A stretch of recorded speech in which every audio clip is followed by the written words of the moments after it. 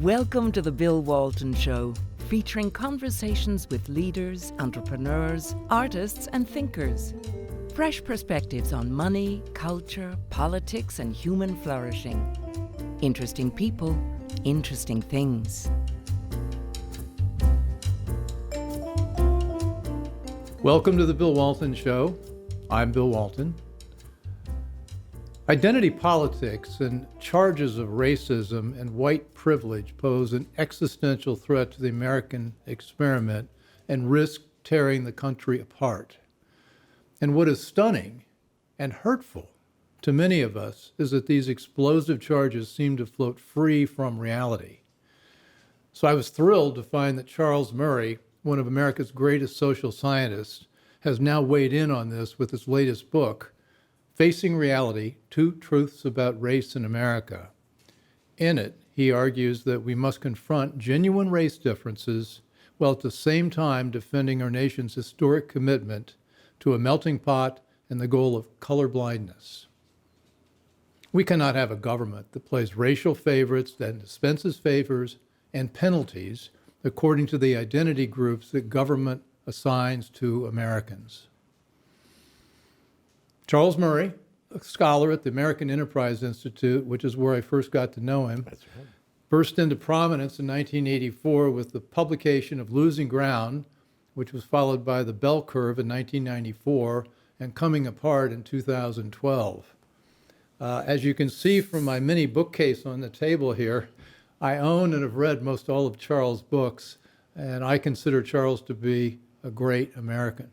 Charles, thrilled you're here. Well, it's delightful to have a chance to get together with you. When I started doing this show, I don't know, 3-4 years ago, I had like a dream guest list, and you were like at the top of it. So I'm glad we finally have you here.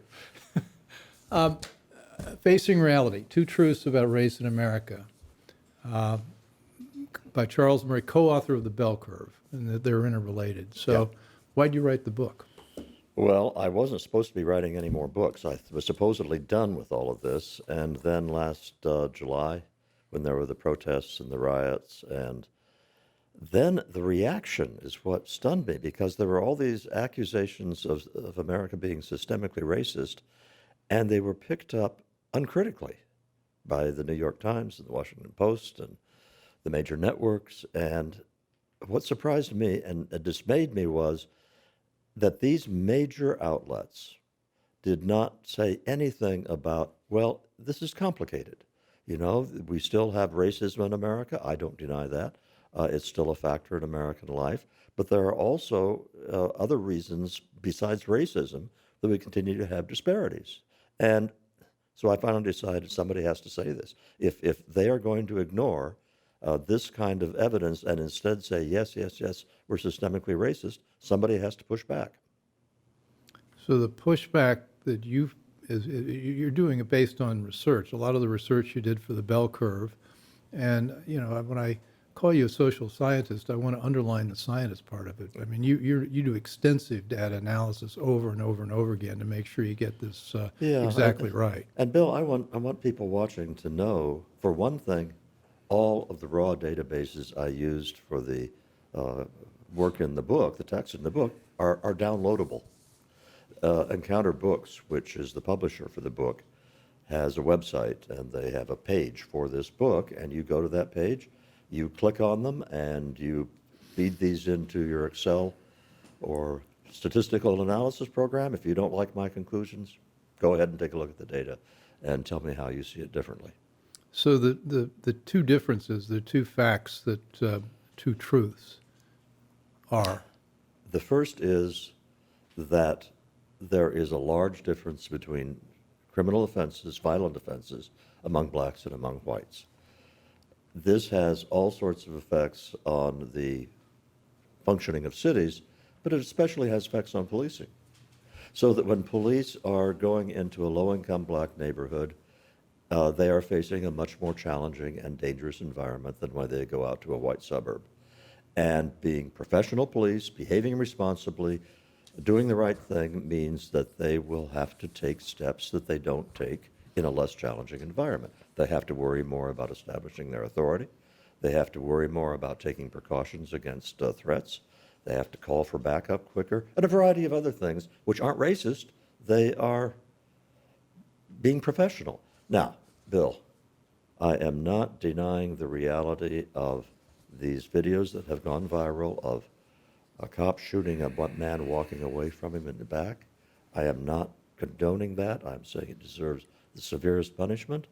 I'm saying that they are very rare, and to tar the police with being racist on the basis of those is doing a disservice to the police. So that's one of them, the difference in violent crime, and we can get into the specific numbers later. And the second one is one which, of course, was raised in the bell curve and has been a source of huge controversy, and that is differences in cognitive ability among Latinos and Asians and blacks and whites. And here I want to say to the people watching us, I understand that there are all sorts of issues you may have about, does IQ really represent intelligence and this, that, and the other thing.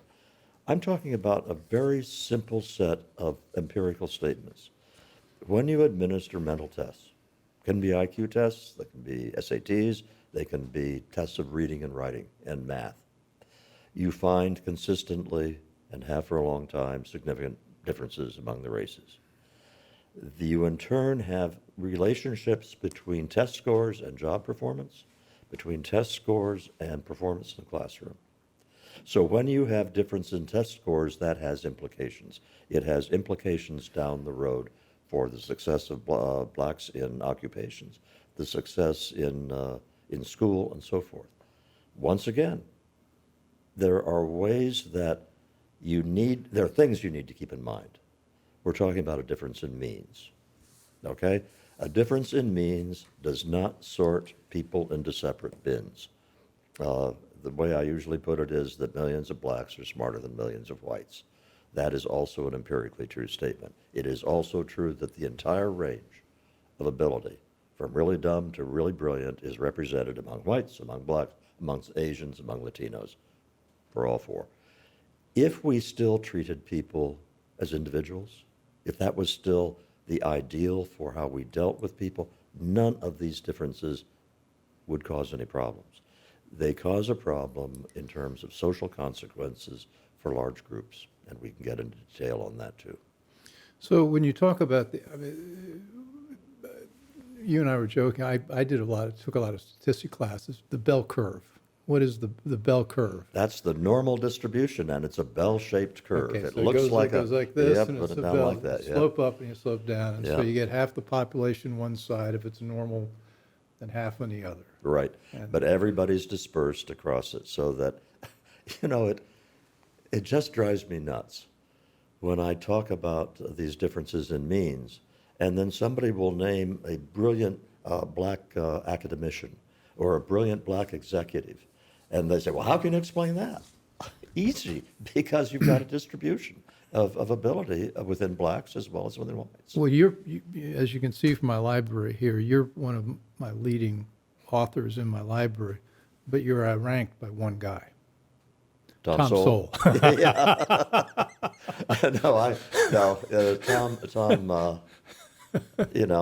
Who's the black? Who happens we to be don't black. say he's one of the great black economists. We just say he's one of the great. He's one of the great economists. Yeah, Period. he says colorblind. And he produces. His output just depresses me enormously because for years, he's 90 years old now. Yeah. But for years and years, he was coming out with a book.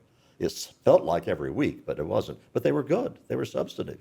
They had stuff in them that, Tom was incredible. So when we look at the mean, the average, and at the middle of the bell curve, we're saying that the groups operate on different places on the axis. So you take Asian, European white, Hispanic, black, and you go into a lot of interesting definitions in the book, and I highly recommend reading the book to understand how careful you were about this, but they set at a different mean point. They're overlapping distributions. Okay. So just envision those bell curves and just and the way that they overlap each other so that people in each group, it's actually true, for example, that there are Asians that aren't very smart. Mm-hmm. But it's also true that the Asian mean is higher than the others, and so that also means proportionally there are way more Asians out at the high end. So the Asian means at the top, they're Yeah. what, 106, 108? About 108 in the IQ scoring system. And then, And then whites are around 103, 104. and then, Well, I used a very conservative, not politically conservative, but scientifically conservative estimate, and saying they're about at 91. That may be a little too high, but I'd rather err on the side of being too Sure. high. And similarly, Latinos around 94. so what does it mean in terms of the workplace, in terms of career, in terms of achievement? Let's start with the central problem, which is that we artificially create differences in the universities and the workplaces that do not need to exist. So that you have, let's say you have a 13-point difference between whites and blacks, 13 IQ point difference. And that's in the general population. If college admissions committees just simply didn't pay any attention to race and looked at test scores, but also looked at GPA in high school, looked at recommendations, looked at the whole package of things, and made their decisions without paying any attention to race, it would work out so that the distribution of cognitive ability among the blacks who were admitted was just about the same as everybody else's, okay? Similarly in the workplace, if employers hired that way, there wouldn't be any difference in the ability of the people who were hired as who were white and black, but that's not the way it works. So that some estimates are that in elite universities, being black gives you the equivalent of a 200 plus SAT point difference in your chances of getting into a school. That's a big thing, and which means then that schools have roughly the same differences among the races as exist in the public at large. And the problem with this is that the low-performing students are concentrated among blacks. It's inevitable.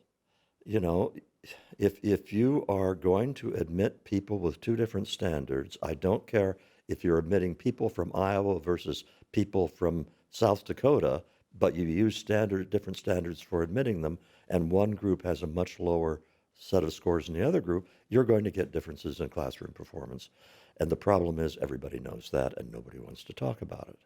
So, and think of it this way. Imagine that you are a college-age Tom Sowell, and you are admitted, and you are probably smarter than anybody else in the incoming class of any race, and everybody asks themselves, I wonder if he's an affirmative action admission.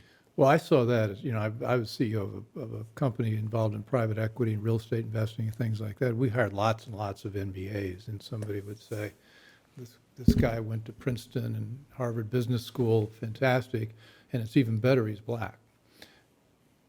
And that was fantastic, except I always ask the question, well, your question, okay, did he get there on merit, or did he get there because somebody gave him an extra 400 points on his test, and you didn't want to, how you get into that is a very difficult situation, delicate. Let me just check here. You're watching the Bill Walton Show. I'm here with the great Charles Murray, and we're talking about the bell curve and differences in cognitive ability among different groups, and how tricky it is to talk about it. It's sort of the third rail, or it's the one of those topics that nobody seems to talk about honestly, but it needs to be talked about honestly. And it shouldn't be scary. That's the thing that is the most depressing. When I said earlier, this doesn't have to be a problem, I was not being a Pollyanna. I was saying that it's only a problem because we have coupled an original ambition to be colorblind, which of course is racist speech, according to critical race theory. But we coupled that ideal of being colorblind in 1964 with Lyndon Johnson's call to have equality of outcomes in 1965, shifting away from are we giving blacks a fair shake in admissions to colleges and employment to do we have enough blacks in our college incoming class and enough blacks in our workforce, where the moral responsibility to give a fair shake was submerged by the legal responsibility of people to adhere to quotas, de facto quotas, and de facto pressures from the government to equalize outcomes as much as possible. So when I bring this up, I've read the bell curve when it first came out, and it was controversial at the time, remains controversial, but I think the conclusions were accurate. And when I talk with people about it on all political sides, they're extremely uncomfortable with talking about this. They look at it, they shift in their seat, and they say, "Let's go," say, "Who do you think is going to win the pennant?" Yes. Well, I get uncomfortable about it too, because to do it is to have people assume you must be coming at this through a racist motivation. And so one of the problems in talking about it honestly is for me not to go overboard trying to prove I'm a nice guy, and to stick to what we need to focus on. And I'll give you an example of the kind of distraction that is really hard to get around. A lot of the controversy about the bell curve, which is not about race, by the way. It had a chapter about race, but it's about the role of IQ in shaping America's class structure. But the thing that caused all the controversy was one paragraph. We were talking in the chapter about race of the relative roles of environment and genes in creating these differences, and Dick Herrnstein, my co-author, and I reviewed the evidence for both of those hypotheses, and at the end of it said, the jury is out on this. We don't really know. Probably both are implicated to some degree. We don't have any idea what the mix is. That one paragraph is translated into the bell curve tries to prove the genetic inferiority of blacks. I'm not exaggerating. It was that one paragraph that did it. In the case of facing reality, I'm already confronting people who want to focus obsessively on what is the cause of these differences. Now, I understand the urge to do that, because if you want to eliminate the differences or reduce them, you've got to understand the causes. That's fine. What I'm saying in this short book is it's clarifying to focus on what is. I'll give you an example. Suppose that we had some plan for reducing the difference in violent crime rates between blacks and whites that we could be quite confident would work if we implemented it correctly. It'll take 10 years to do it, but it'll work. Fine. Let's go ahead and do it. It's expensive. Let's do it. That does not change the situation of a white police officer or a black police officer tomorrow who is going into a black neighborhood. The situation tomorrow, despite the fact we have a solution down the road, is just the same as it is today, and it will affect behavior. Similarly, if we had ways to narrow the black-white difference in test scores down the road, that's great. Let's go after it. Mind you, we've been spending hundreds of billions of dollars trying to do that for the last 40 years. But never mind. If you have a way to do it, great. That does not change the implications of the existing difference right now in terms of the job performance of the blacks you've hired and the whites you've hired. When I read the book, 25 years ago, one takeaway was that intelligence is real, and there's something that you call G, mm-hmm. and that it is predictive of success in all sorts of different areas, that it's largely heritable. Mm-hmm. And it's not, the nature versus nurture. It's largely nature. And but with a large component for nurture as well, but largely. Largely. Largely. Mm-hmm. So you're born with it. And the other thing is it doesn't change much in the course of your lifetime. And you can do all sorts of interventions, and you might temporarily raise somebody, but then that fades pretty quickly. So we're if you get an effect. So we all hate this idea. Yeah. Now, I did pretty well on my tests, so I'm happy with it. But for most people, even me, there are people that scored higher, and I'm thinking, well, wait a second, they're going to be ahead of me forever. So the implication is, and it seems so, it makes you feisty. You want to say, look, I don't want to have this number, and that's my number forever, and we can't change it. I think that's why there's such resistance. Yeah, and I want to say to them, IQ is more predictive of job performance than any other single indicator, including job interviews and GPA and recommendations.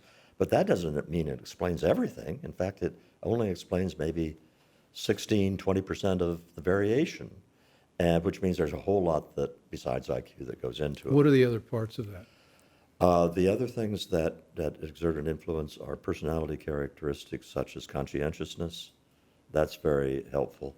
And there's, things, people talk about emotional intelligence and they talk about grit. And Well, we had the 7 intelligences. yeah, That's and all Howard that. Gardner. And, Yeah. and so the answer is, does persistence help and tenacity and simple hard work in terms of job performance and classroom performance? Yeah, it does. Well, you don't write about it in your book, but what troubles me is right now you see this whole thing about whiteness and white culture, and there was an exhibit in the Smithsonian Black History Museum, and they had a white culture exhibit. We were were they ever exhibit? Then they had a set of characteristics that were characteristic of whiteness and white culture, and they're basically the bourgeois virtues. Thrift, forbearance. The kind of things that I think of as sort of all these good things to be that in my life have helped me get ahead because I tried to practice that. That was seen as a bad thing, and so How did they indicate it was bad? they sneered at it.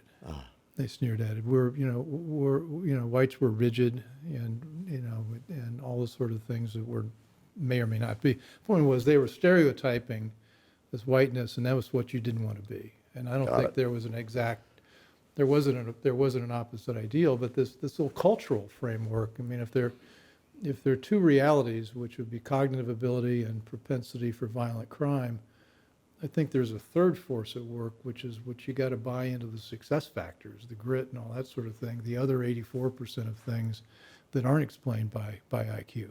Mm-hmm. And here I am lecturing Charles Murray. And what makes this most irritating, because you have a lot of whites in the elites who are prostrating themselves virtually to proclaim their consciousness has been raised. They never realized they were racist, and now they do realize that without knowing that they're racist, they're very apologetic. I got news for you. Those same senior people in the media or in the IT industry who have announced all of this and they buy into the systemic racism, as they are hiring their next employees, they are looking for IQ, conscientiousness, persistence, forbearance. They're looking for all of the qualities that you just described that are being characterized as white. If I were a black person, I would find it very offensive to hear that forbearance and thrift are white virtues as opposed to things I'm proud of being. And if I certainly would feel the same way if I were Latino, that I will not try to hide my feelings here. I think a lot of this rhetoric coming out of CRT, critical race theory, is idiotic. Mm-hmm. The whole idea that the colorblind ideal is racist. I mean, there's an elaborate rationale for that, is, I think, pernicious. The idea that blacks that they don't learn through analytical thinking the way that whites do, and that's a good thing, is insulting to a whole lot of blacks who think very clearly and articulately and perceptively in an analytical fashion. It's hard for me to believe that it has gotten the traction it's gotten. It's amazing to me that it has gotten the traction it's gotten. I got an explanation of that once, or something that I think points to something. I was talking to the head of a large media organization who shall go otherwise unidentified, and he said, "We're all terrified of our staffs." And by that he meant the 20-somethings who are quite junior in the pecking order, but who are very woke and who are very strident and exert a lot of influence within the organization.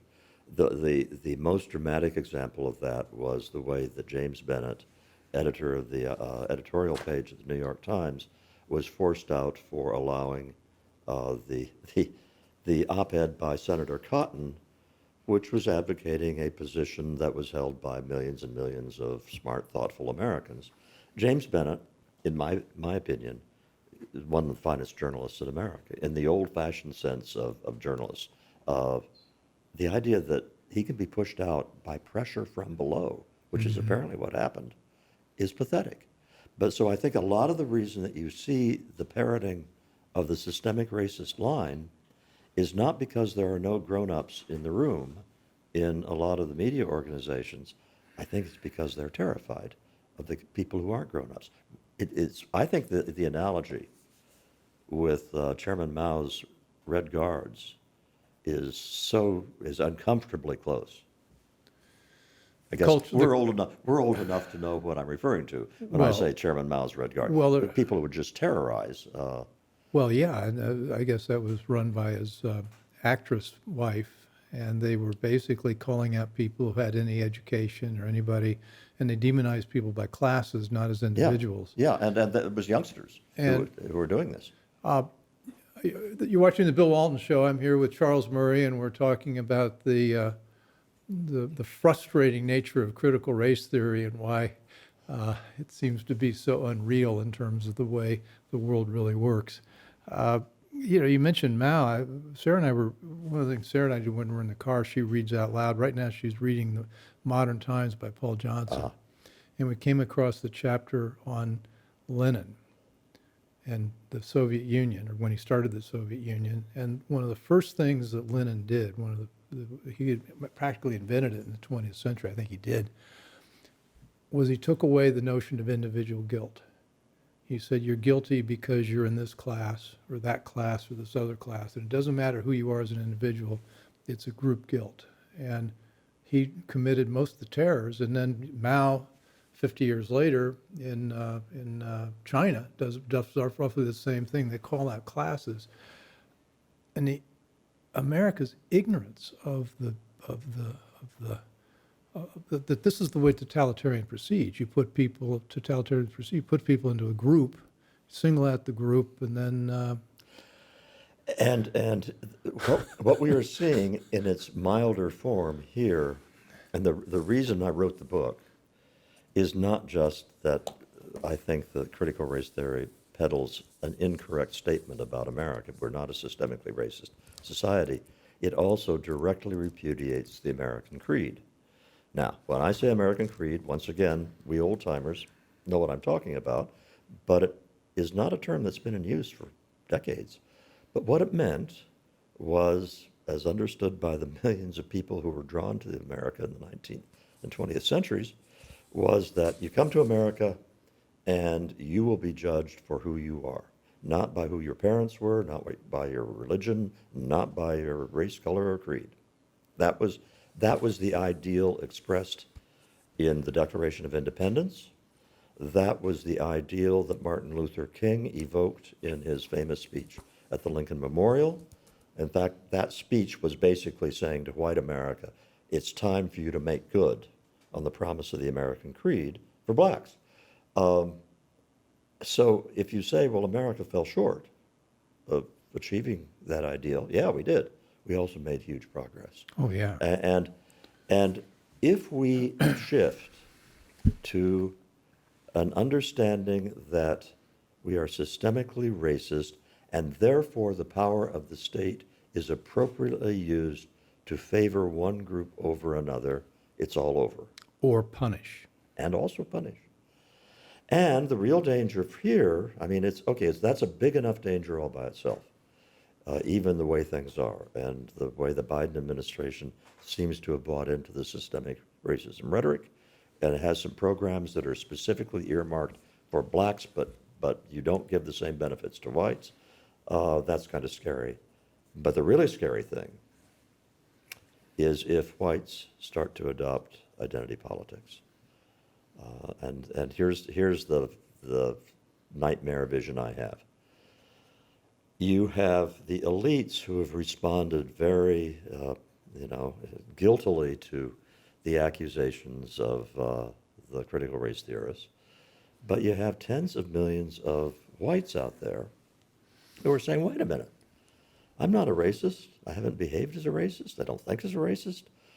I'm respectful of my black colleagues at work and have friends among them.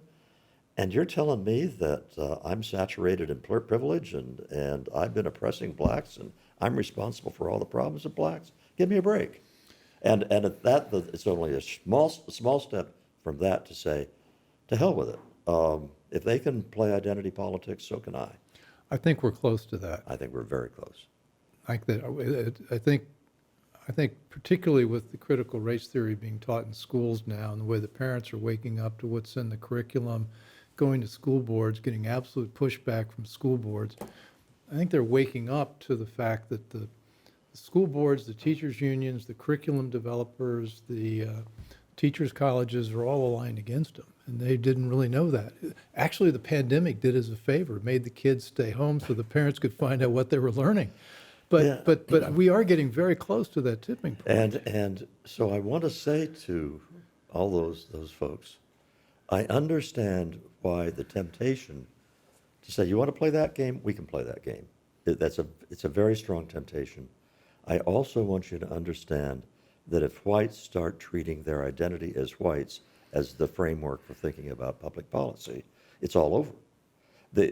What made America exceptional was our view of the equality of the individual, not in terms of outcomes, but the innate human dignity that people have and their opportunities. So anybody would ever be a critic of Charles Murray. People criticize The Bell Curve as a book, never read it. And I'd recommend, before you say anything about Charles Murray, you read this, because you start out with the American Creed, and you also make a point that America in 1960 was 88% European white, and it was about 12% African black, and that was about it. There were very few Hispanics, very few Asians. They didn't even show up statistically. Now 60% of America is European white, and what is it, Hispanics are about 19%. 19%, blacks are about still 12, Asians are now 8%. Yeah. Now, the thing I believe true, and I believe you believe, is that 40% that's not European white, they think of themselves as Americans, and they're here Yes. because of the American creed, almost entirely. And so that's, so to get us into these categories where because we all pretty much think the same thing. I want people to start saying that what they think out loud, because I am absolutely confident that 80-90% of African Americans still want the ideal of a colorblind society. They want a fair shake. Right. That's what they're looking for. Right. And that's what Latinos are looking for. So if we have 80-90% of Americans who still feel this way about our traditional ideals, why are we letting ourselves be drowned out by the people who are saying that this is an irredeemably racist country? How do we message this? I had an epiphany last year when a friend of mine said that this is such a serious situation that we're all obligated to do whatever we can. Mm-hmm. This is not business as usual. But you've got to pull out all the stops. And so you ask, what can we do? Well, I write books. That's the only thing I know how to do. So for me, what could I do? I could write a book. What can an ordinary guy, let's say he's an insurance agent in some city, what can he do?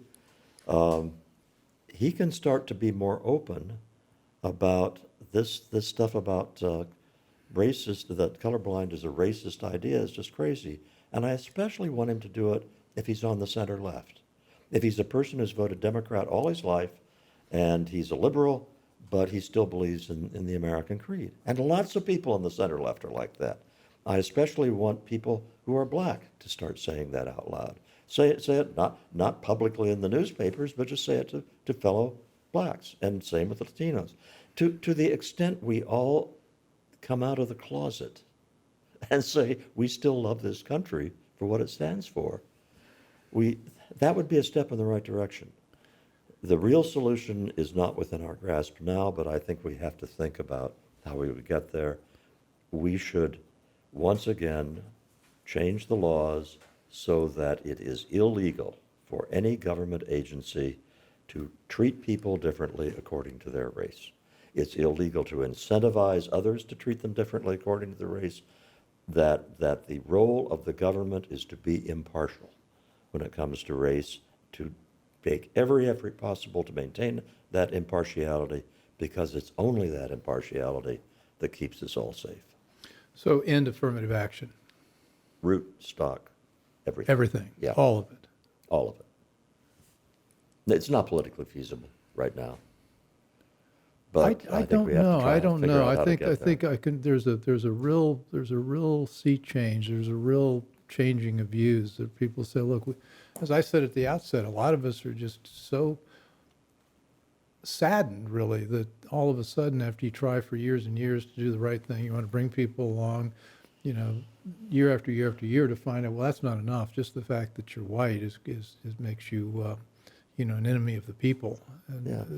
I want people to think how much better the workplace would be if everybody knew that everybody who's being hired is being hired under the same standard.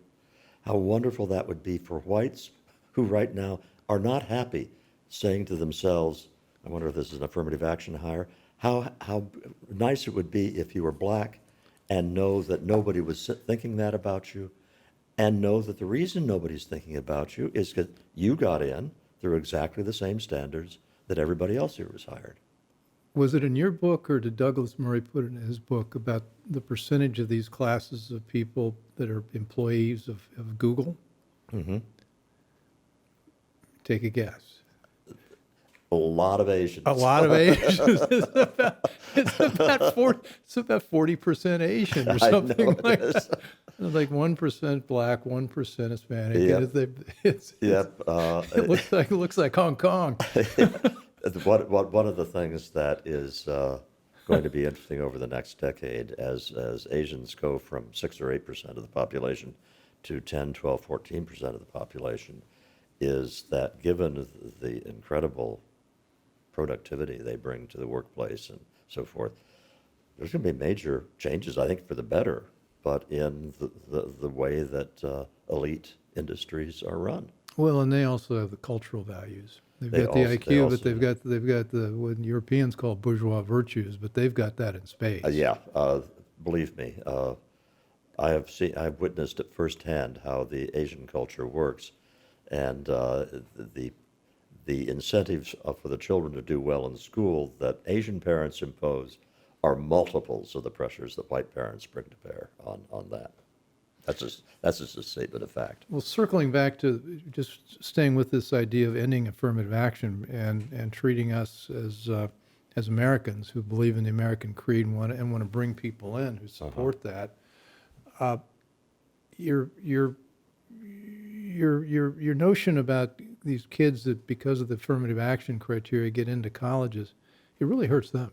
I mean, you end up getting into a top school, and all of a sudden you find yourself at the very bottom of the class. Yeah, this is one of these things that is hard to talk about again because, here's this white guy saying, affirmative action hurts blacks. Isn't that patronizing? Well, I'll tell you something. If you're seeing an extremely talented black kid who wants to be an engineer and could be a terrific engineer if he went to Iowa State, which is a very good engineering school, by the way. But if you send that kid to MIT with the credentials that would get him into Iowa State, that doesn't make him any less smart. It means that he may be in the top 5 percentiles of ability in the things that go into being an engineer. His white and Asian classmates are in the top 10th of the top percentile, and that makes a difference. And if I would love to see elite colleges release the dropout rates for their black and Latino students. I think it would be shocking. It would be shocking to be how many, because these are kids who are really, really smart kids. They may have gotten in because of affirmative action, but in an absolute sense, they're really smart, but they're thrown into a cauldron that makes them feel stupid, and a lot of them give up and drop out. But don't look for colleges to publish those statistics anytime soon, because they don't want to admit to what they're doing. Well, I don't know whether we're veering off topic or maybe amplifying the topic, but the thing I get offended by is that you, because you're white, and I'm because I'm white. Murray, I assume you're Scottish somewhere back Scots-Irish. there. I'm Scots-Irish. We're both Scots-Irish. We're not authorized to talk about these issues because we don't have the proper identity. And, I went to a high school that was 75% black. I could claim I was a minority. Mm-hmm. Yeah. And so I'm we did, and this was pre, this was pre Stokely Carmichael. I graduated in '67, so we still had we didn't really see race that much. Mm-hmm. At least I didn't. I don't think they did much either. What do you say to people that we're not allowed to talk about these things because we don't have the ethnic identity to experience what they've experienced? Now, in your case, you have credentials I don't have, because I went to a high school that was virtually all white. I think that the only thing you can do is not try to pretend that you deeply empathize with blacks if you're a Scots-Irish like us. I think you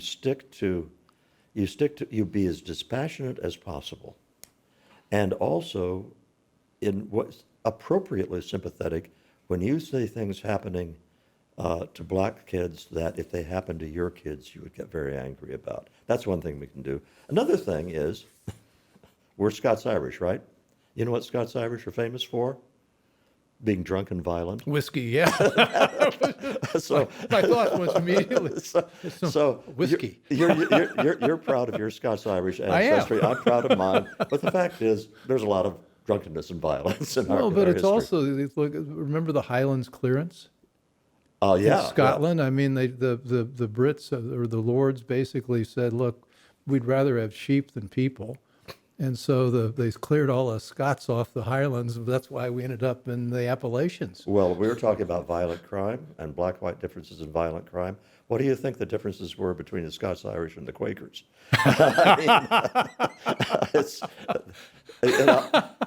We are all God's children, and none of us are perfect. And this business of trying to rank races in terms of their merit as human beings by any given trait is just silly. And I guess of all the irritating aspects of the reaction to the bell curve, the one was that said, this is talking about superiority of whites, inferiority of blacks. If there's anything that book makes clear is we are complicated bundles of traits. And the fact is, I wouldn't trade the traits of Scots-Irish that aren't that admirable because they're part of my heritage and who I am, and I'm proud of them.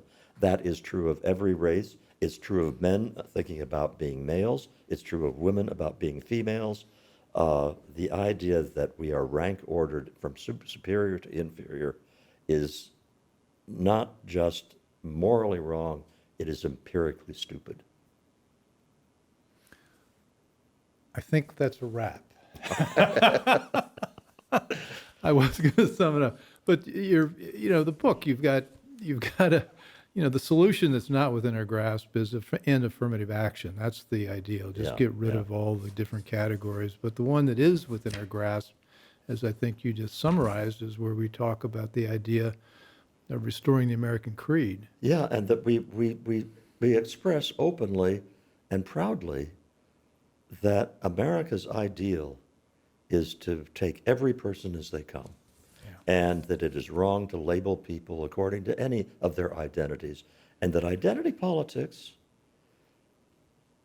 is, in a sense, I hate to use the word evil because it's too melodramatic, but if you love what America is supposed to stand for, it's evil.